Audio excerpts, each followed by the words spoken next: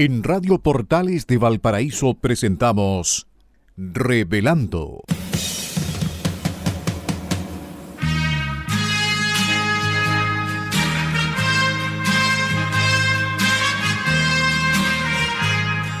Un programa donde se abordan temas de actualidad, contingencia y la agenda cultural de la zona. Entrevistas del ámbito nacional e internacional. Revelando es presentado y auspiciado por Asofar AG, Asociación de Oficiales de la Armada de Chile en Retiro, Asociación Gremial. Con ustedes, Revelando en Radio Portales de Valparaíso.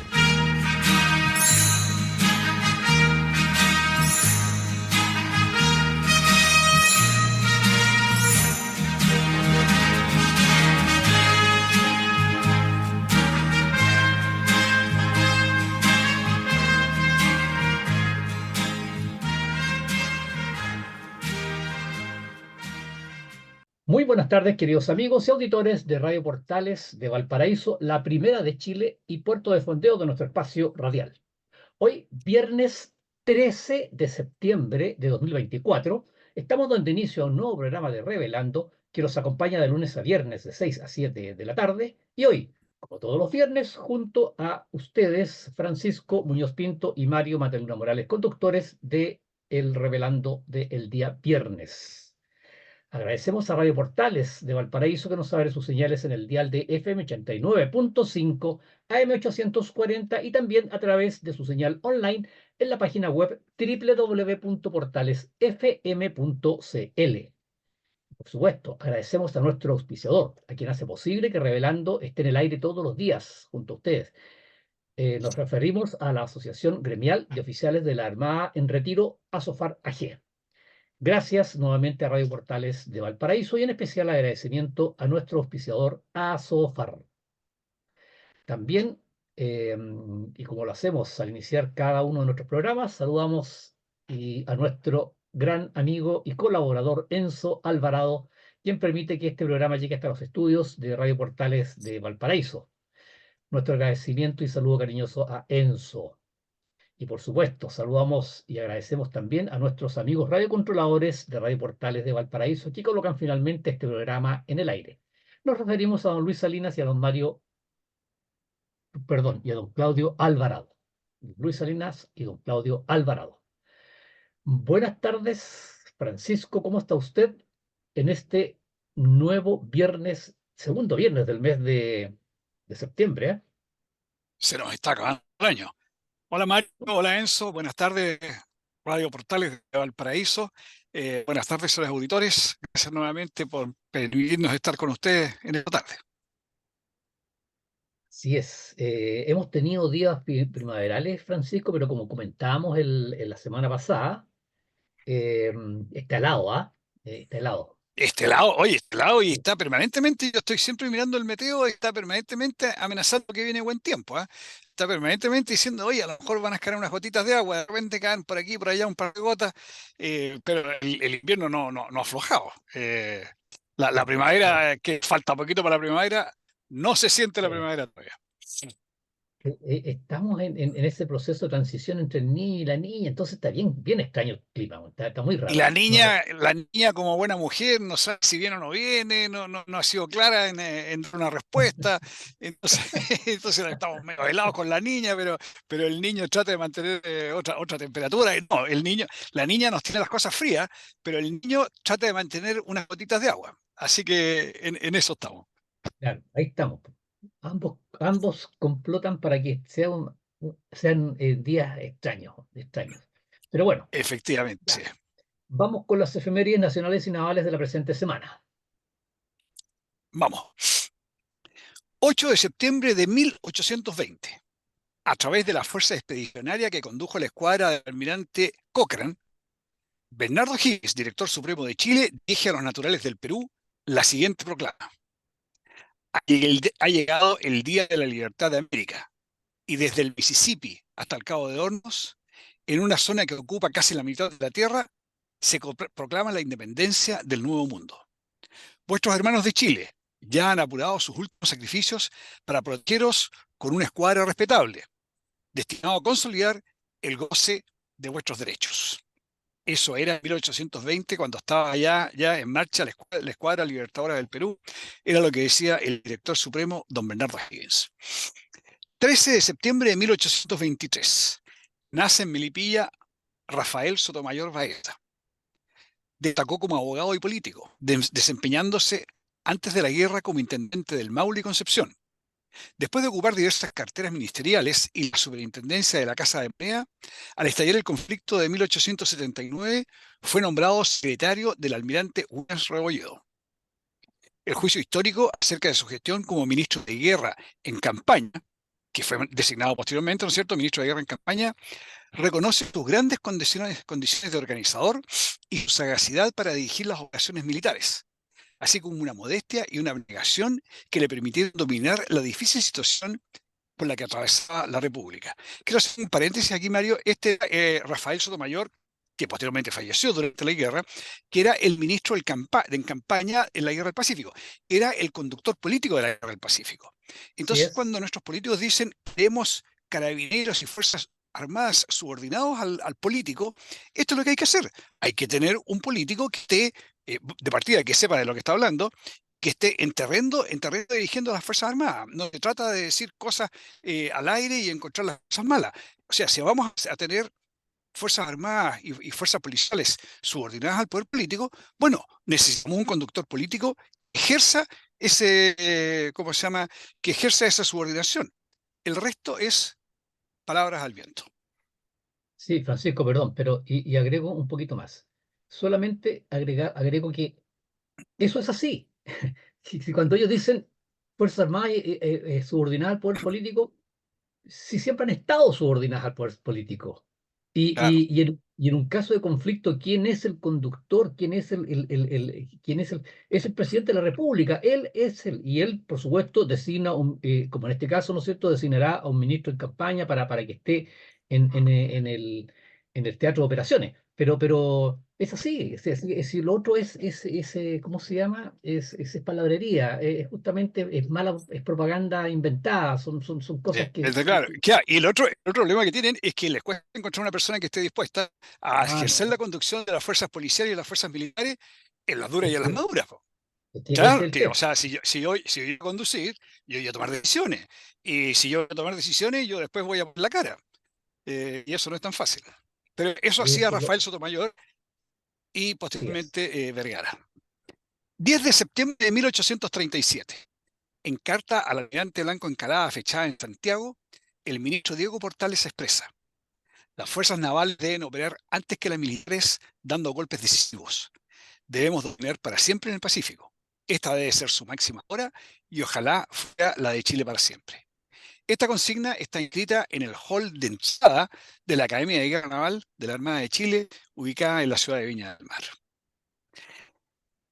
13 de septiembre de 1880. La Covadonga. La Covadonga, la gloriosa Covadonga que fue capturada en Papúa y, ¿cómo se llama? Y que derrotó la independencia en Iquique. La Covadonga se hunde en Chancay.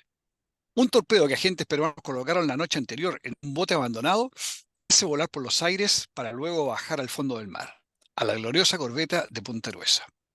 Murió ahogado su comandante, Pablo Ferrari, y de 209 hombres de tripulación fueron rescatados 29 por la corbeta Pilcomayo y tomados prisioneros por los peruanos 48, y murieron en la explosión o ahogados 32, dentro de los cuales estaba el contramaestre Constantino Micalvi, sobreviviente del combate naval de Iquique. 9 de septiembre de 1888. Estábamos en el final de ya había transcurrido la Guerra del Pacífico y antes de la Revolución de 1891. Se firma el acuerdo suscrito a nombre del gobierno de Chile por el capitán de corbeta Policarpo Toro, comandante de Langamos, a través del cual Rapa Nui se anexa al territorio de Chile. El acuerdo denominado Acuerdo de Voluntades lleva la firma de los jefes pascuenses Atán, Adana y otros, quienes protocolizaron a través de este documento la voluntad de ceder la soberanía de la isla al gobierno de Chile, bajo la condición de mantener sus títulos y derechos, con el fin de que el Estado de Chile proteja a sus propietarios originarios. Para Rapa Nui, Perdón, Rapa Nui fue descubierta oficialmente el domingo 5 de abril de 1722 por el explorador neerlandés almirante Jacob Roggeveen.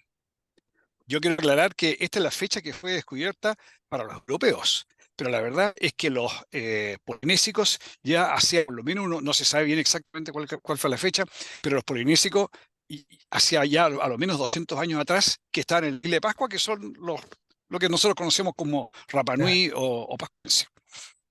Quiero destacar también, Mario, que muchos critican la anexión de Rapa Nui a Chile, ¿ya?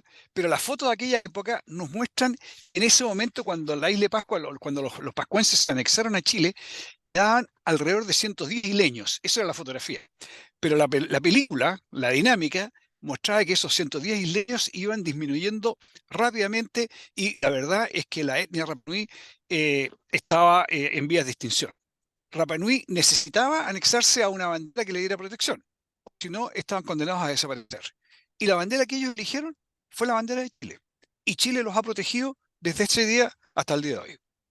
Quiero recalcar otra cosa también, ¿ah? Muchas veces hay gente que habla de la toma de posesión de Isla de Pascua, y toma de posesión de Isla de Pascua y toma de posesión del Estrecho Magallanes.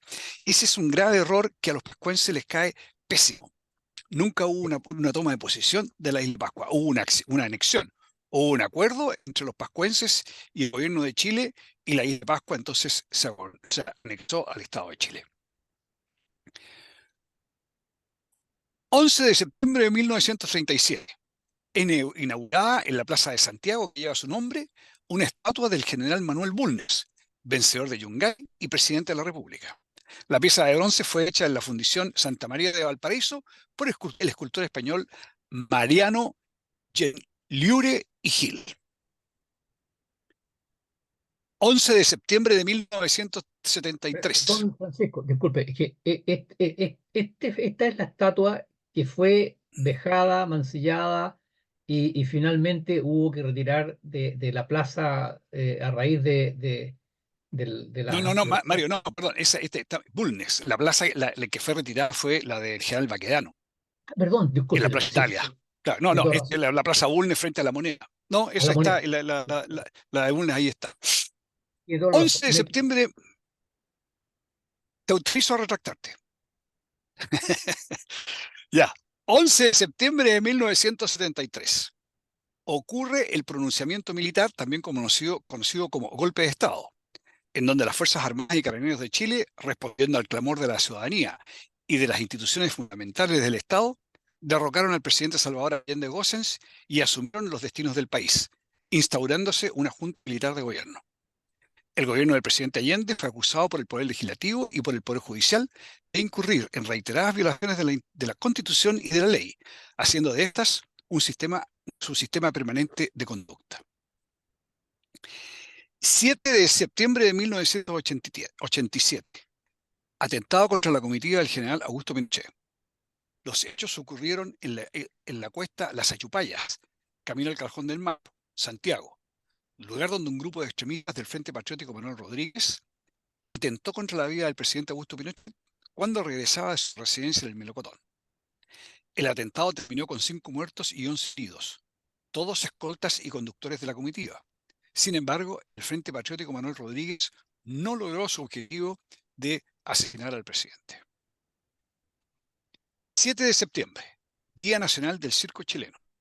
El primer sábado de septiembre se celebra el Día Nacional del Circo Chileno con el objetivo de reconocer una tradición popular que lleva siglos entreteniendo a la familia.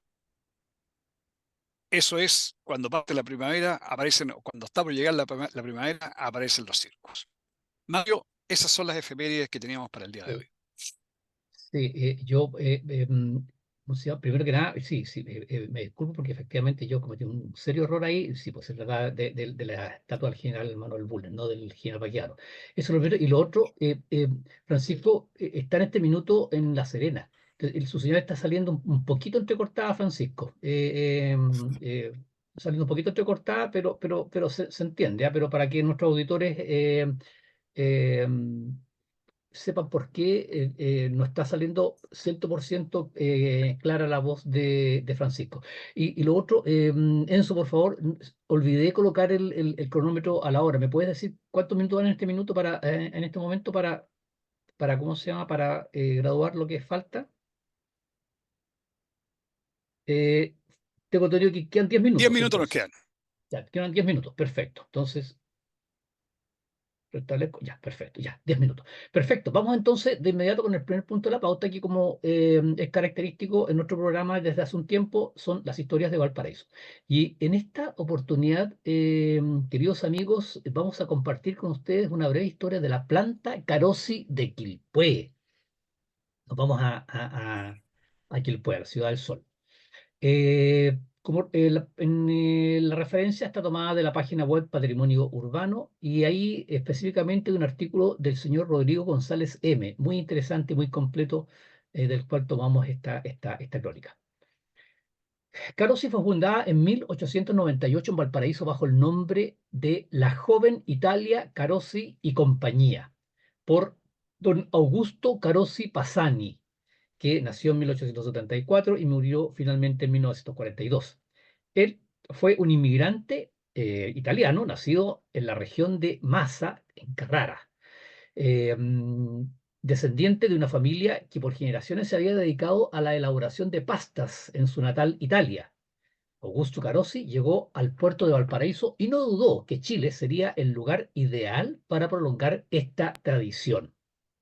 Luego del terremoto de Valparaíso de 1906, que marcó los destinos de muchas cosas y muchos, la vida en Valparaíso cambió abruptamente a contar ese terremoto. Luego el terremoto de 1906, dijimos que Carosi nació en Valparaíso, las instalaciones fueron trasladadas a Quilpué, situándose desde entonces en esta ciudad, en el sector de Retiro, junto a la línea férrea, en una zona que en esos años era despejada y deshabitada, por supuesto. Al realizar el cambio de localidad, la empresa optó por un nuevo nombre, y esta fue Compañía Molinos y Fideos Carosi. Después de un proceso de crecimiento de singular desarrollo y empuje, la empresa se consolidó y los productos encontraron un buen mercado en todo el país, lo que convirtió a la planta de Quilpué en la productora de pastas más grande de Chile, a pesar de que su historia no estuvo exenta de crisis y tragedias, como por ejemplo la recesión de 1929, la muerte de su socio fundador, don Augusto Carosi, en 1942, y el incendio que vamos a hablar más adelante de 1970. La compañía fue pionera en la búsqueda de mejores beneficios para sus trabajadores, incluyendo aportes sociales. El pago de horas extraordinarias y de jornada dominical fueron ejemplares y novedosas medidas en momentos en que el tema social era motivo de polémica permanente en la nación. A ello se sumaría posteriormente el beneficio de asignación familiar a sus empleados y el pago del feriado legal a sus trabajadores, mucho antes que la medida fuera ordenada por la ley. En 1948 se inauguró en la pequeña ciudad de Quilpué la población Carosi, la que al otorgar un hogar a los trabajadores de la empresa constituyó un verdadero homenaje al espíritu de su fundador. En la década de 1950, Carosi se consolida como una de las fábricas de pastas más modernas de América, y ahora ya no de Chile, sino que de América, al inaugurarse el primer túnel automático para fideos largos del país. La planta de Quilpué se transforma en una de las 3 primeras en el mundo en contar con un proceso continuo y automático en la producción de pastas. En 1965 se inaugura la planta de pastas más moderna de Sudamérica en Nos, eso ahí al lado de San Bernardo, en Santiago. Su ejecución, constituyó todo un acontecimiento y fue uno de los más importantes proyectos privados realizados en ese entonces, que reunió a 3 de los arquitectos pioneros de lo moderno en Chile: don Luis Mitrovich, Emilio Duhart y Christian de Grote. El complejo fabril se sitúa en una zona muy céntrica, absorbida por el crecimiento de la ciudad. Estamos hablando de la planta de Quilpué, aunque protegido o distanciado, si se quiere, del resto de ella por la cercana vía férrea. Su ubicación es la manzana entre las calles General Velázquez, Enrique Costa, ex O'Higgins, General Bustamante y Las Heras, ex San Enrique, y con un puente sobre calle General Bustamante, a través del cual se vincula a otras instalaciones de la fábrica hacia calle Roosevelt, donde otrora existieron grandes silos de almacenaje de granos y trigo, y que servía asimismo para faenas de carga y descarga al conectarse directamente con la línea del ferrocarril. Y aquí estamos viendo con Francisco una foto maravillosa del acceso principal de la planta, esto hacia 1920, y se alcanza a leer ahí en el cartel grande que está sobre la pared, Compañía Molinos y Fideos Carossi. Y hay otra foto, ¿no es cierto?, de la misma planta, pero tomada desde el costado desde la línea férrea. Esta foto un poco más moderna de los años 50. Y hay otra vista panorámica preciosa, Francisco, ¿ah? Hay una vista panorámica preciosa que está tomada desde la Espectacular. altura, donde se ve, hay una visión completa de la planta en toda su extensión. Arquitectónicamente, la fábrica se compone principalmente de varias partes que son un fiel reflejo de su intenso proceso de construcción y crecimiento.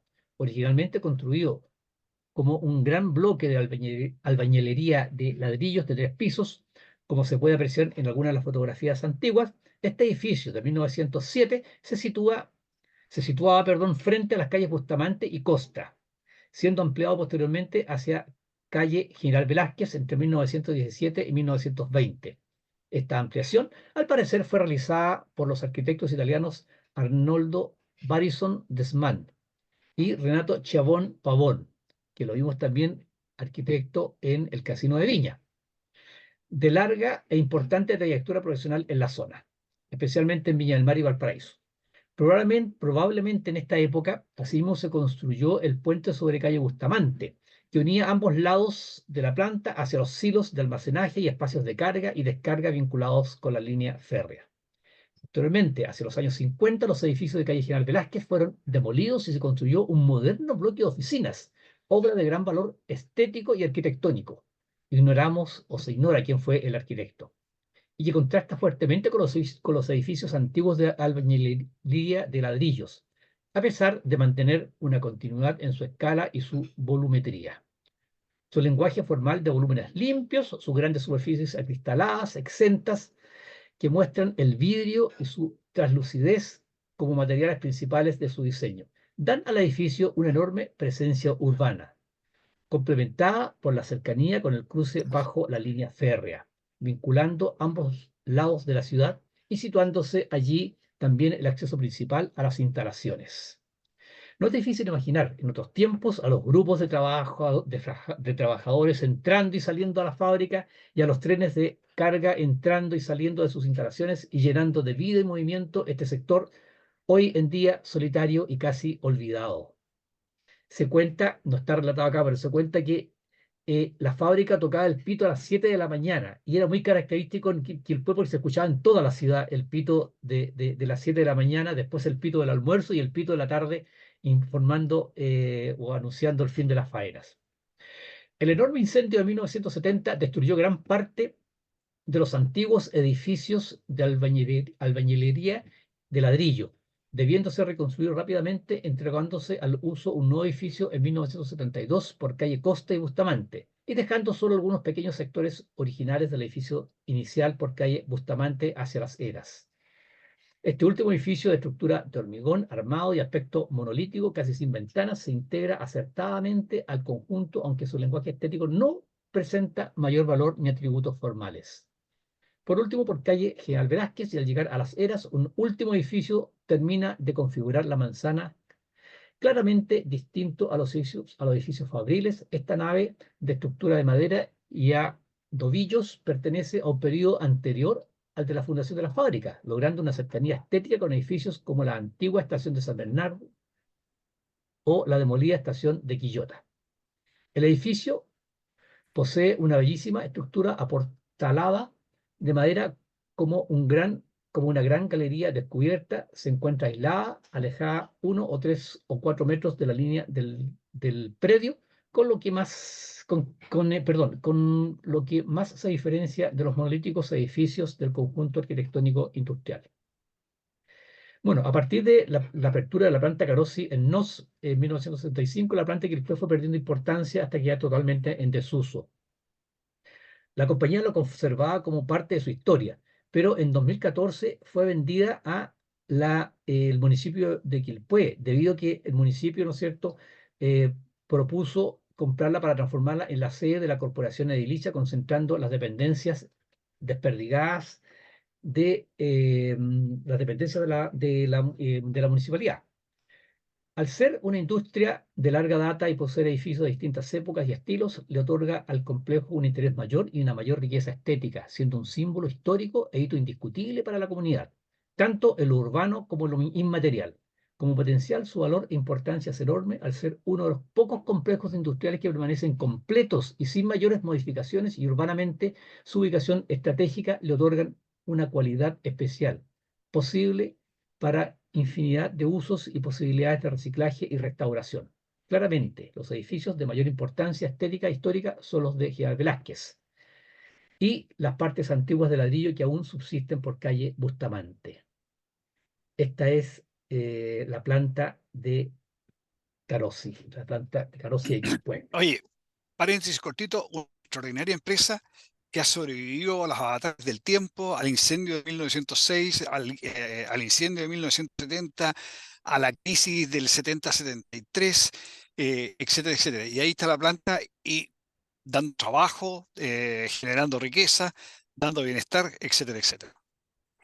Y esperemos que la municipalidad de Quilpué efectivamente mantenga este conjunto y le dé un buen uso, como dice el cronista ahí, reciclando, ¿no es cierto?, aprovechando sus construcciones para darle vida con un nuevo uso. Francisco, vamos entonces a la Vamos pausa a la musical. pausa. Señores auditores, nos vemos en un momento. Muy bien, queridos amigos, estamos de regreso para iniciar el segundo bloque de su programa Revelando.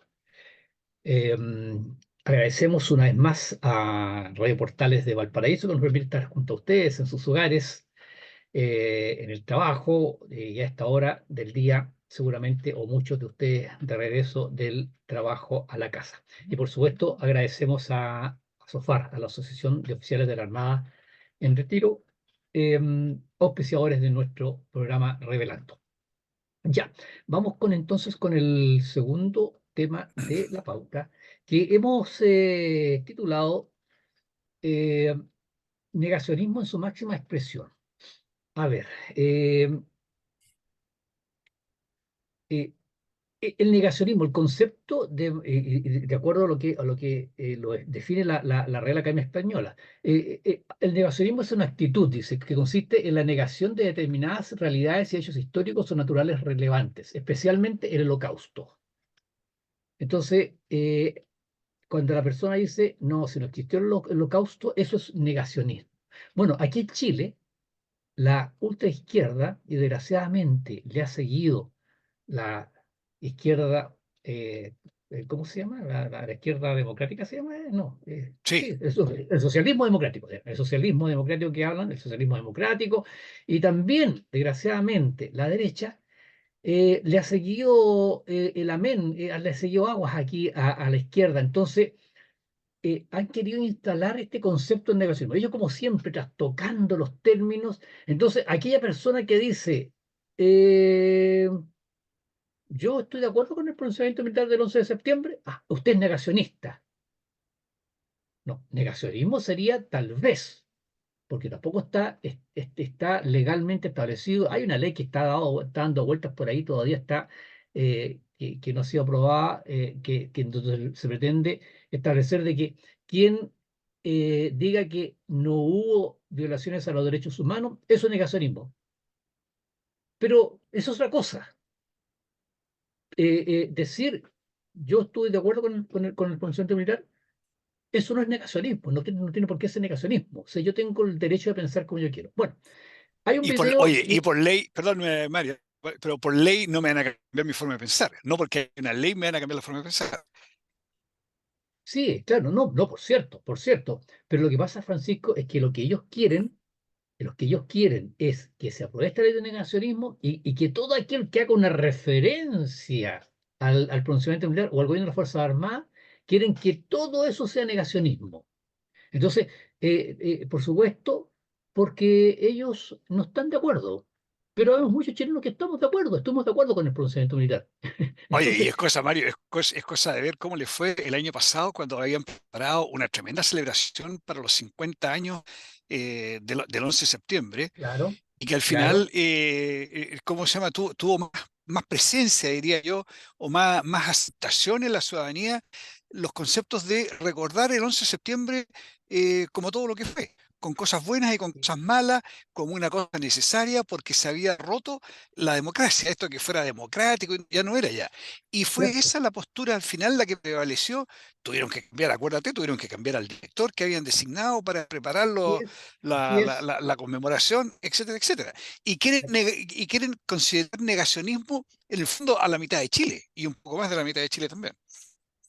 No, mucho más. De hecho, el año pasado las encuestas decían que el 66% de la población, el 66% de la población estaba de acuerdo con que hubiese habido un pronunciamiento militar. Y eso son estadísticas que ¿cómo se llama? Se conversaron el año pasado. Bueno, pero vamos al tema este que nos convoca. Como decía, hay un video que realizó un grupo de jóvenes del Partido Republicano. Lo grabó ahí frente a la moneda y en este video voy a leer frases cortas de las que dice. Dice, por ejemplo, comienzan diciendo, como Juventud Republicana celebramos el actuar de las Fuerzas Armadas y de Seguridad Pública el 11 de septiembre de 1973. Así comienza el video. En otra parte del video dice, la crisis social, política y económica era una realidad en 1973. Los chilenos clamaron popularmente por una salida que fue dada por las Fuerzas Armadas y de Seguridad Pública esa mañana del 11 de septiembre. Y en otra parte dice, Chile no merecía sucumbir ante el totalitarismo y necesitaba derrocar al gobierno ilegítimo de la Unidad Popular. Bueno, a raíz de eso, el Frente Amplio hizo una denuncia ante el servicio electoral, denunció al Partido Republicano por violación de la Ley Orgánica Constitucional de Partidos Políticos. Por ejemplo, la diputada Lorena Fríes del Frente Amplio dijo, comillas, somos los primeros en avalar la pluralidad de un arco político, pero tiene límites, y ese límite es tratar de erosionar las instituciones democráticas. Ya, a ver, ¿qué institución, dígame, señora Lorena Frías, erosionan, perdón, estos jóvenes con decir que ellos celebran el actuar de las Fuerzas Armadas el 11 de septiembre de 73? ¿Qué institución? Entonces, esto es negacionismo, queridos amigos. Esto es negacionismo. Esto es querer obligar a que la gente piense igual que piensan ellos. Es obligar a que la gente no tenga una visión histórica de lo que sucedió el 11 de septiembre de 1973. ¿O no, Francisco? Ya, oye, y es un criterio súper difícil de comprender porque yo creo que ellos piensan que la gente no piensa, por tratar de decirlo de alguna manera, ¿ya? Porque lo que le cuestionan a las Fuerzas Armadas, por supuesto, es la violencia, etcétera. Se olvidan de todo el resto que pasó, todo lo que estaba sucediendo, como decíamos, la forma de que el gobierno de Salvador Allende estaba pasando por arriba de la población. Pero sin embargo, después ellos van y avalan el octubrismo. Avalan el uso de la violencia del mes de octubre, y en el mes de octubre también Claro. murieron personas. Las violaciones a los derechos humanos, que ellos jamás lo han conocido, estaban a las órdenes del día. Cuando a mí, para yo poder circular por una calle, tengo que bajar de mi vehículo y bailar, esa es una tremenda ofensa. Cuando a una persona le destruyen su fuente de trabajo, eso es violación de los derechos humanos. Entonces tienen ¿cómo te dijera yo? Un doble estándar que llega a ser, Molestar. llega a molestar, claro, porque y ese, como que tratan de establecer este mundo, de usar permanentemente este doble estándar como para tratar de llegar que sea normal. Pero la verdad es que es una cosa tremendamente anormal. Oye, y lo otro que quiero decir yo es que es bueno para nuestra democracia y para nuestra convivencia que a un sector, y lo que lo estábamos conversando recién, que a un sector de la población se le niegue el derecho a decir cómo piensan, cuando resulta que hay otros sectores que se vanaglorian, como digo, por ejemplo, del octubrismo. Y recordemos también, por favor, que el gobierno de Salvador Allende había sido declarado fuera de la Constitución por el Poder Legislativo y el Poder Judicial, ¿ya? Había otra Fuera de la organización, Constitución, más allá, fuera de la Constitución y las perdón, leyes. perdón, Claro, fuera de condiciones de ley, correcto, por claro. el poder por el legislativo y el poder judicial. ¿Existía alguna otra organización en el país, más allá de las Fuerzas Armadas, que pudiera hacer cumplir esa sentencia que había establecido el poder legislativo y el poder judicial? ¿Había otro camino distinto a las Fuerzas Armadas? Pensemos, quiero poner como ejemplo el caso de Venezuela. Dado que las Fuerzas Armadas en Venezuela son parte del gobierno de Nicolás Maduro, ¿hay alguien en Venezuela que pueda sacar a Nicolás Maduro y a su equipo de gente que está gobernando del poder? Imposible. Porque ellos, en este momento, ellos son los que tienen el control de las Fuerzas Armadas. ¿Ya? Aquí en Chile, Salvador Allende no lo tenía. Y repito, la única organización que era capaz de intentar restablecer el Estado de Derecho era las Fuerzas Armadas.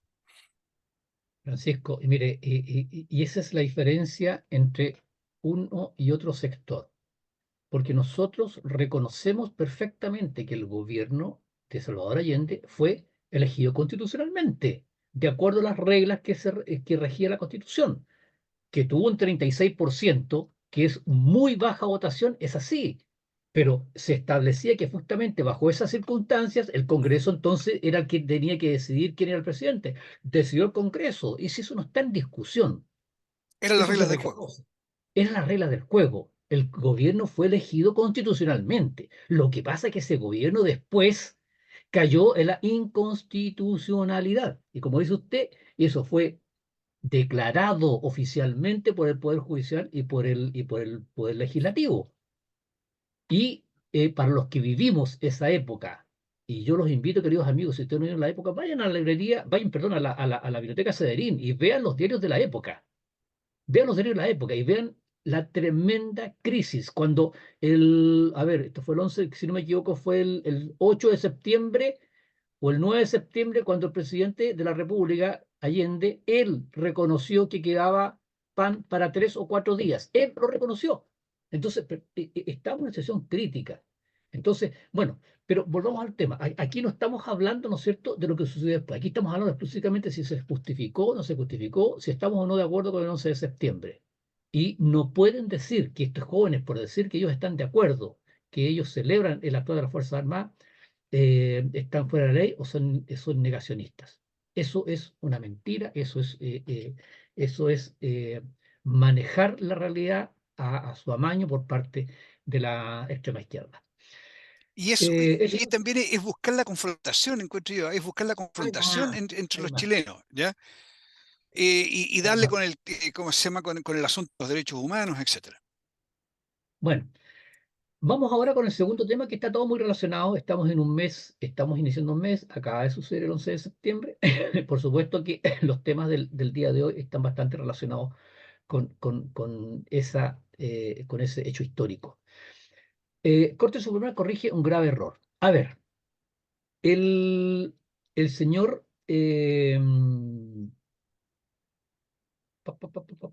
¿dónde lo tengo? Luis Mariano El abogado Rendón. Rendón, ah, El señor Luis Mariano Rendón, él ha estado muy preocupado de destruir cualquier o de hacer desaparecer cualquier vestigio, cualquier cosa que recuerde la historia reciente de nuestro país, y hablemos específicamente del pronunciamiento militar del 11 de septiembre de 1973. Bueno, él presentó un recurso que fue acogido en su oportunidad por la Corte de Apelaciones, que ordenaba retirar desde el edificio de la Armada de Chile, de la Comandancia en Jefe, un retrato, una pintura que hay del almirante José Teodoro Merino Castro, y una foto del mismo almirante que está en el hall de ahí de la Comandancia en Jefe de la Administración Naval, en el segundo piso. Esto fue acogido por la Corte de Apelaciones, pero la Corte Suprema acaba de revocar esa sentencia. ¿Y qué dijo la Corte? ¿Qué argumentó la Corte Suprema en oposición a la Corte de Apelaciones de Santiago? Dijo: los retratos al óleo no constituyen homenajes, sino registros históricos. Entonces, aquí, queridos amigos, el tema es que la Armada jamás ha hecho homenaje. Esos retratos partamos por el hecho de que ese retrato y esa foto que están ahí están en el interior del edificio Armada de Chile, están en dependencias privadas, internas. ¿Y por qué están ahí? porque en todas las unidades y reparticiones de la Armada, yo fui jefe en el subcentro de telecomunicaciones. Y ahí estaban los retratos de todos los jefes de centro y jefes de centro y subcentro.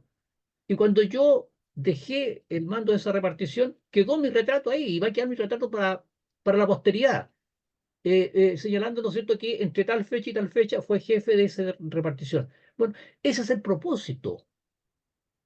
Bueno, pero este señor Rendón dice que a él le molesta que eso esté ahí, que eso a él lo violenta. Él dice ser víctima de la dictadura, que como menciona él dice víctima de la dictadura, y él. Pero le pregunto, cuando pasa por ahí, ¿él ve el retrato? ¿O alguien ve el retrato? ¿O la foto del almirante? Pero por supuesto que no, pues eso es interno.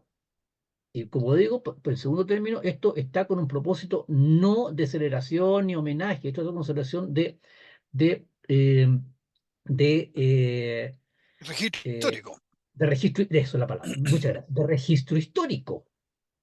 Bueno, afortunadamente la Corte Suprema hizo justicia, corrigió este grave error y ahora la Armada puede mantener el retrato y la foto del almirante Merino. Oye, el abogado Rondón, él tiene una ONG, digamos, y ellos hablan en general de la memoria histórica, ¿ya? Entonces hacen mezcla Ah, y tenemos como ejemplo, por ejemplo, el Museo de la Memoria, entonces hablan de la memoria y que la memoria es la historia. Tratan de hacer ahí un juego de palabras. sí, Pero la verdad sí. es que no siempre la Perdón, memoria Francisco, perdón, en este amaño, en este manejo de los conceptos que hace a su y antojo de esta el uso de tergiversación el del amaño de uso las palabras, el manejo de las de palabras, las claro, entonces la palabras. memoria y la historia. Y la verdad es que lo que ellos entienden por memoria no siempre va de la mano con la historia. No necesariamente porque esta memoria tiene un fin, tiene un fin específico, tiene un fin ideológico, que es tratar de convencer a la población de hechos determinados que realmente, históricamente, no fueron así. Entonces, esto de la historia de la memoria o la memoria histórica, ya eso parte siendo una falsedad. La historia es una cosa muy concreta y muy específica y la palabra memoria ellos la amañan. Debería ser también lo mismo, pero ellos la amañan de otra manera. Como por ejemplo, el Museo de la Memoria que está, ¿no es cierto?, en Santiago, ahí cerca de cerca de la Quinta Normal. El Museo de la Memoria no es un museo histórico. El Museo de la Memoria asume que Chile parte el 11 de septiembre de 1973. ¿Ya? El 10 de septiembre de 1973, Chile simplemente no existía. No hay ninguna referencia a cuáles fueron los antecedentes, qué fue lo que pasó, por lo cual llegamos al 11 de septiembre de 1973. Ahora, dentro de este mismo contexto, ¿ya? Pretender aseverar o pretender hacer parecer como que el almirante Merino no fue comandante jefe de la Armada, eso históricamente no tiene ningún sentido. El almirante Merino fue comandante jefe de la Armada y va a estar en los retratos y ¿cómo se llama?, en las referencias históricas donde aparecen todas las personas que han sido comandantes en jefe de la Armada. En mi opinión, viendo un poquito más atrás, ¿qué es lo que el abogado Rendón y muchos otros están buscando? Ellos lo que quieren es mantener vivo el odio entre los chilenos. Por una parte, porque le ayuda a su ideología, para su ideología es conveniente mantener ellos juegan con la división entre las personas. Por un lado está eso, Por supuesto. y por otro lado está la industria de los derechos humanos. La industria de los derechos humanos, cada vez que falla, cada vez que hay un fallo en contra de ¿cómo se llama?, de algún agente del Estado, para decirlo en forma genérica, hay personas que reciben beneficios económicos. Personas que reciben beneficios económicos y los abogados que están representando a esas personas que también los van a recibir. Y eso se paga con impuestos, con la plata que pagamos. En el fondo, al final, se paga con nuestros bolsillos. Entonces, hay una motivación ideológica muy fuerte, pero también hay una motivación económica muy fuerte para tener todo esto. Absolutamente, Francisco, absolutamente. Pero bueno, ese es el tema. Nosotros nos alegramos de que la Corte Suprema haya corregido este error que había cometido la Corte de Apelaciones. Bien, vamos entonces con el último punto de la pauta, que estamos en septiembre, se acerca, la próxima semana tenemos las fiestas patrias, y, y se acaba de publicar una nueva edición de un libro que se llama Cartas del Almirante. que fueron cartas escritas por el almirante José Toribio Merino Castro. Y nosotros lo traemos a colación en este programa porque sentimos un tremendo respeto para Francisco y el suscrito, que servimos bajo las órdenes del almirante José Toribio Merino Castro como comandante en jefe. Tenemos un tremendo respeto por lo que hizo por Chile, por la Marina, por el momento histórico en que él sirvió, y nos sentimos tremendamente orgullosos por su austeridad y por su probidad. Tremendamente orgullosos por eso.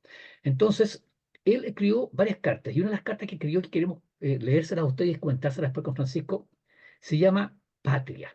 Esta carta fue escrita en septiembre de 1987 y dice así, la voy a leer.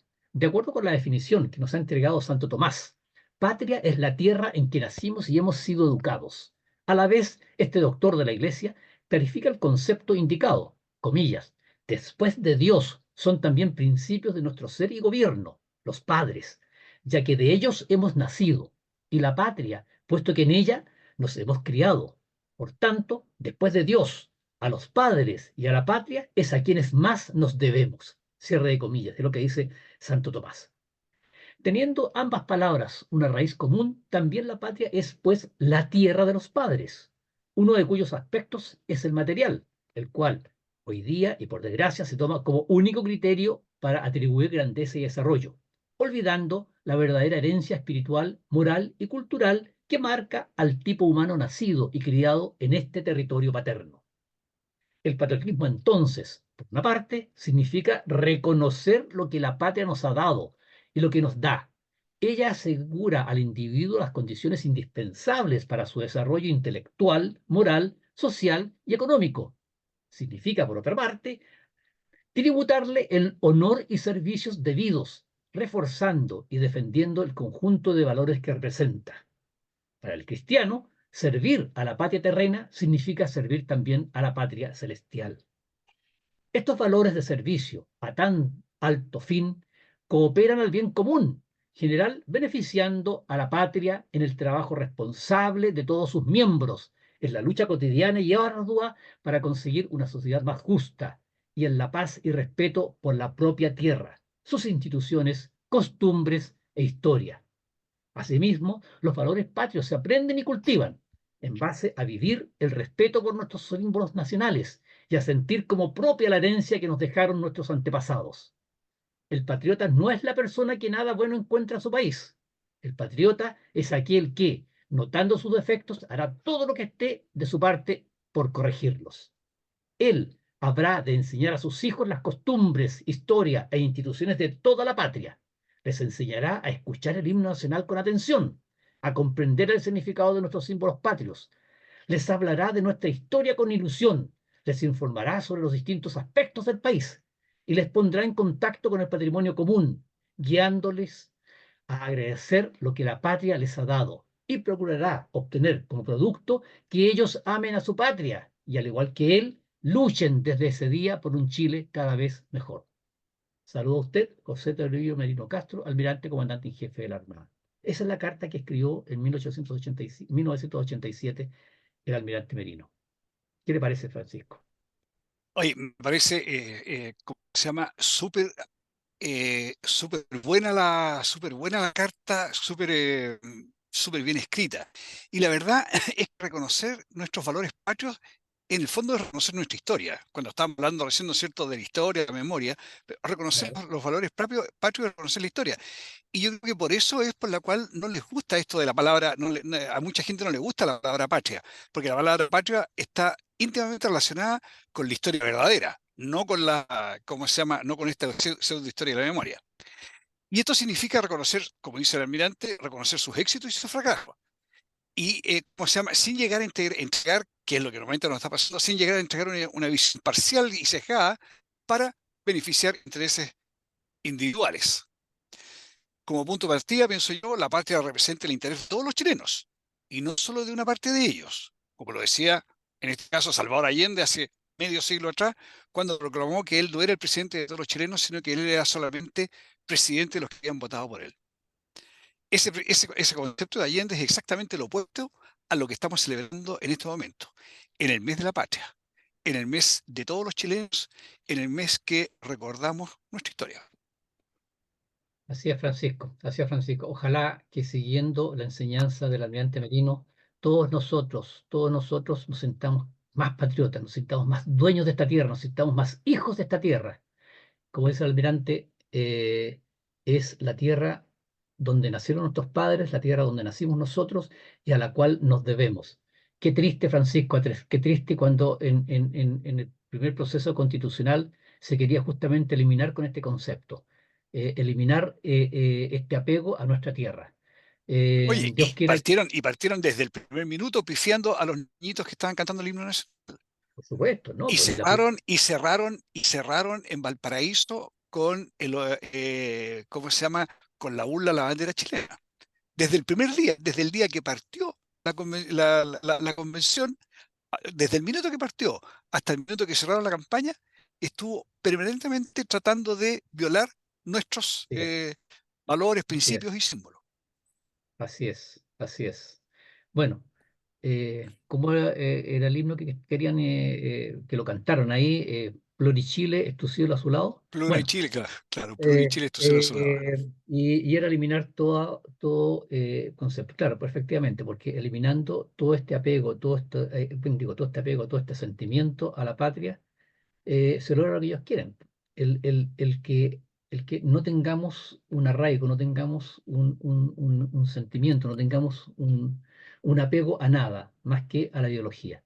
Bueno, queridos amigos, hemos terminado, pues, Francisco. Llegamos a la hora de despedirnos y tenemos que también desearles unas felices fiestas a nuestros queridos auditores.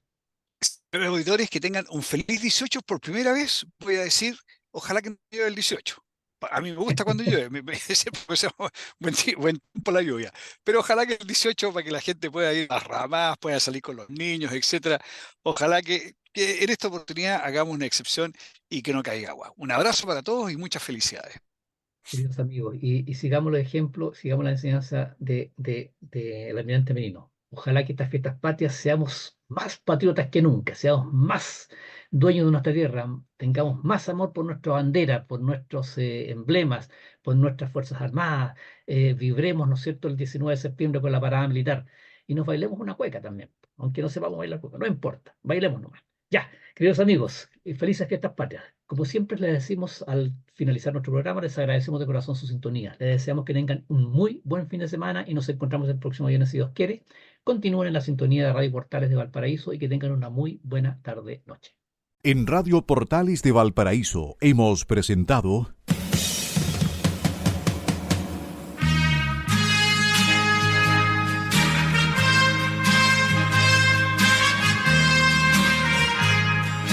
Revelando, un programa donde se abordan temas de actualidad, contingencia, entrevistas del ámbito nacional e internacional. Revelando es presentado y auspiciado por Asofar AG, Asociación de Oficiales de la Armada de Chile en Retiro, Asociación Gremial. Sintonícenos en un próximo programa. Buenas tardes.